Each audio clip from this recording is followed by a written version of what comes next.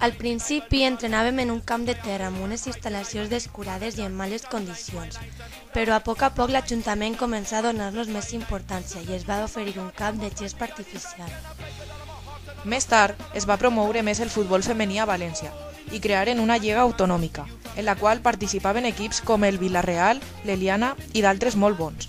Però nosaltres vam quedar subcampiones després del col·legi alemany i vam millorar. Els 4 anys següents quedaren primeres de totes les lligues. La meva història comença quan jo tenia 11 anys. Des de sempre he sigut molt creatiu i la música ha format part de mi, sobretot el hip-hop. Per això vaig començar a buscar la manera d'entrar en el moviment de la música. La meva idea era compondre instrumentals, però fins que no vaig esbrinar vaig provar abans un fum d'activitats relacionades, descarregant-me molts programes de funcions diferents, com ara DJ, caixes de ritmes, programes de vídeo, etc.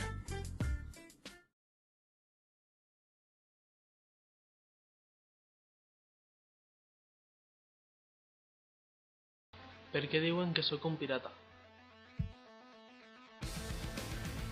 M'agradaria ser audaç, navegar cap l'horitzó, surcar les onades del mar. Sentir el vent en mi, dominar els temporals. Tindre per rumb les estrelles.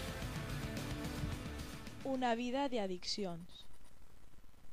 Sempre pensem que les coses roïnes mai ens van a succeir a nosaltres. Creiem, per exemple, que mai anem a caure en les addiccions i que si ens passara podrien acabar amb aquestes quan volguérem. Però hi ha vegades que quan més t'ho penses ja és tard. Quedes atrapada per una qualsevol i passes a dependre totalment d'ella. Això li va succeir a Raül, un home molt proper a nosaltres, amb una història molt emotiva plena de desgràcies. Varen parlar amb l'Ànec. El meu nom és Roland, l'Ànec Roland. Vaig néixer en un petit estany prop de l'Albufera. El meu pare és el conegut Ànec BWC. La meva mare és un ànec normal i corrent, sense cap història. La meva vida, bé, us la contaré. Fa molts anys, un camió carregat de residus es va estavellar prop de l'Albufera i vaig tindre la mala sort d'entrar en contacte amb aquests residus radioactius que van propiciar una reacció química al meu ADN i em van convertir en un ànec especial, diferent a la resta. Sembla que no s'orienta bé. Ordena als seus alumnes donar voltes i voltes en cercles tancats. Que parla estranya. Sembla que no articula el mateix idioma que la resta. Torna a sonar el soroll, però aquesta vegada els mamífers desapareixen de classe.